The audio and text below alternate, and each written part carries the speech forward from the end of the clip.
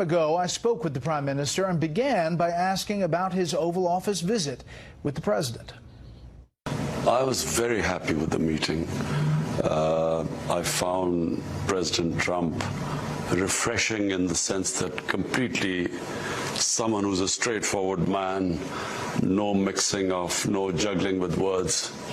You know, just came out straight with things, and not just me, my whole delegation. We loved the meeting. A lot of your meeting today dealt with Afghanistan and the future there. At one point, the President, talking to the press while you were there, said this. If we wanted to fight a war in Afghanistan and win it, I could win that war in a week. I just don't want to kill 10 million people. Does that make sense to you? I don't want to kill 10 million people. I have plans on Afghanistan that if I wanted to win that war, Afghanistan would be wiped off the face of the earth. It would be gone. It would be over in literally in 10 days. And I don't want to do that. I don't want to go that route. Were you surprised by that kind of formulation? Well, I guess what the President meant was that, you know, if you had a scorched earth policy where they went, you know, a military machine went from one side of Afghanistan to the other with aeroplanes. I mean, the U.S. has the greatest firepower in the history of mankind. But clearly, I mean, that would be devastating. And already people in Afghanistan have suffered 4 decades of conflict. The number of people died in these 4 decades. And so the last thing Afghanistan needs is more violence, and it needs peace. The Taliban should become a part of the political process, and so then you would have a government which will represent the people of Afghanistan. Have negotiations with the Taliban been productive, sufficiently productive in your mind? I think they've been the most productive so far. I mean, up to date, they have gone the furthest in sort of for the two sides coming together. Former Defense Secretary and General Jim Mattis, I interviewed him back before he left his position, and I asked him about Afghanistan. He said this: if we leave 20-odd of the most dangerous terrorist groups in the world centered in that region, and we walk out of there, then we know what will happen. Our intelligence services are very specific that we will be under attack in a number of years. What do you say to that? Concern that if the U.S., even after all this time, and there's a hunger to leave, that if we leave ourselves vulnerable again? The U.S. has no issues of Taliban ever attacking any country outside Afghanistan, simply because Taliban is a localized movement. It's not some international terrorist movement. Ideally, if there is a stable government in Afghanistan, which a broad-based political government after the elections, that would be the best guarantee that there would not be any groups that would threaten the United States or the Western countries. You know, there's just people who look at the Taliban and say they're just not there yet. I mean, in your country just yesterday, there was a suicide bombing that the Pakistani Taliban said they were behind. You know, as we're negotiating with the Taliban, they're still initiating these attacks. The danger is, of course, for Afghanistan and Pakistan, is that if we do not have some sort of peace settlement in Afghanistan, the danger is of ISIS. And ISIS is more of a danger not just to us, to Pakistan and Afghanistan, but actually to other countries too. You mentioned in the Oval Office that there may be some announcement about others who are being held. What happened? There are two, I think 2 or 3 American, one Australian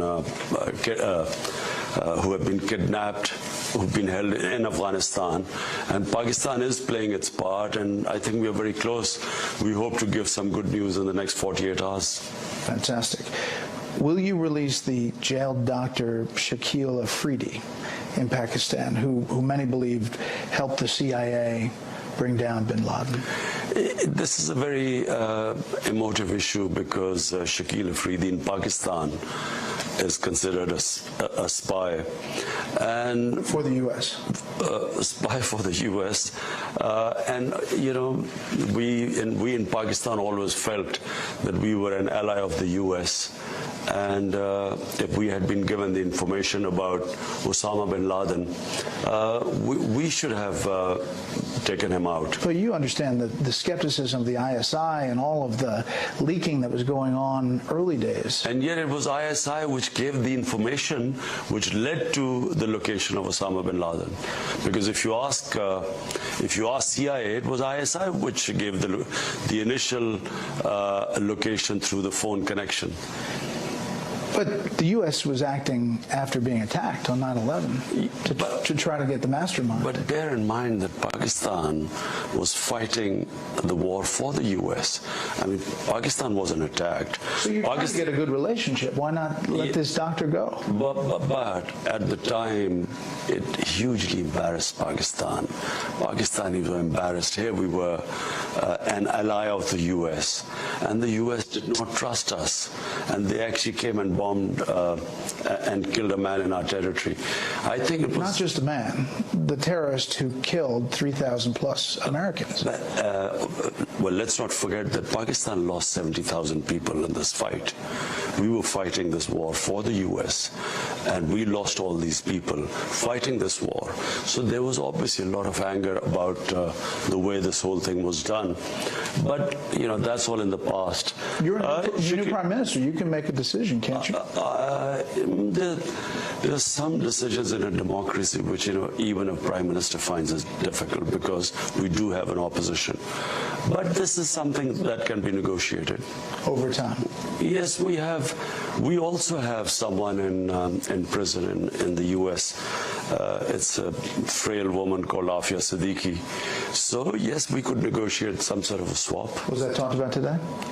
Not today, but in future, because we know that that the United States wants Shakil Afridi, so we can negotiate. I mean, no negotiations have started, but you know, with Afia Siddiqui, we could negotiate. If India said we would give up our nuclear weapons, would Pakistan? Yes, because you know, nuclear war is not an option. And between Pakistan and India, you know, the idea of a nuclear war is actually self-destruction, because, you know, we have a 2,500-mile border. Also, I think there's a realization in the subcontinent that, and there was some incident happened last February, and we again had tension at the border. We had an Indian plane was shot down in Pakistan. So there's a realization, and that's why I asked President Trump that if he could play his role. U.S. is the most powerful country in the world, the only country that could mediate between Pakistan and India and resolve the only issue is Kashmir. The only reason for 70 years that we have not been able to live like civilized neighbors is because of Kashmir. You know, the Indians, you know, responded right away after that news conference, and they put out a statement saying, "We have seen the president's remarks to the press that he is ready to mediate if requested by India and Pakistan on the Kashmir issue. No such request has been made by Prime Minister Modi to the U.S. President. It has been India's consistent position that all outstanding issues with the Pakistanis are discussed only bilaterally." Goes on to talk about the various agreements only between India and Pakistan bilaterally. Because bilaterally there will never be. There was one point when there was General Musharraf and Prime Minister Vajpayee of India where we did get a bit close to the resolution of the Kashmir issue. But since then, it's just, you know, we are poles apart. And I really feel that India should come on the table.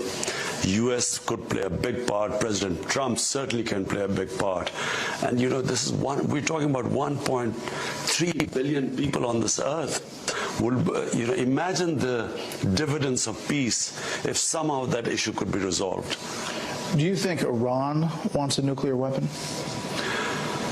I can't say about Iran wanting a nuclear weapon, but as a neighbor of Iran, we certainly hope that this does not become a full-blown conflict. Anna, what are you doing? Can you help with the transit of ships or the We would love to help if obviously we were asked, because we are a neighbor of Iran. But I'm just saying that from what Pakistan has been through, this war on terror has cost us over 70,000 casualties, over 100 billion rupees lost to our economy. We still haven't recovered from it. Last thing we want is a conflict in Iran, which is obviously going to affect us. Not just affect us, it will affect oil prices, it will affect UAE, Saudi Arabia, and we would do anything for there to be a peaceful resolution. There are concerns about your nuclear weapons and if terrorists ever possibly could get control of them. That's one of the concerns that the Pentagon and the intelligence community here worries about. Is there a worry? They have absolutely no need to worry about Pakistan's nuclear weapons, because Pakistan has one of the most professional armies. We have one of the most comprehensive command and control of our nuclear weapons, and the United States knows about it because we share our intelligence with the US about the way we have the safety measures about our nuclear program. Last thing, the relationship deteriorated. Obviously, after the bin Laden raid, it deteriorated after a lot of back and forth. The aid was cut by President Trump. Today, what's your sense after this meeting in the Oval Office about the financial relationship and the counterterrorism relationship? You see, the whole idea of this meeting was that we should be on one page. This mistrust which has dogged our relationship. Pakistan, was it an ally or was it an enemy? We were bombed by drone attacks by an ally. And so all this mistrust in the past, we wanted actually to reset our relationship based on understanding that we are on the same page. We want peace in Afghanistan. Pakistan will do everything to help Taliban come on the dialogue table so that there is peace. So I think we struck that understanding today. I think I came out feeling that we really are now allies. And both of us want peace in Afghanistan, and we will do everything Pakistan will do everything possible to ensure that this peace process goes forward. Mr. Prime Minister, we appreciate your time. Thank you.